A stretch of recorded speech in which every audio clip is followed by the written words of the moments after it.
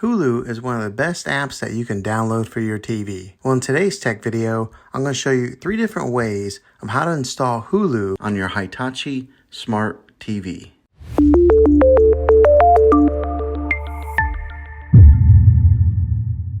It can be really frustrating if you want to watch some of the great content that is on Hulu and you find that your TV is unable to download it. If your TV is an older model of smart TV, then it could prevent you from downloading this app.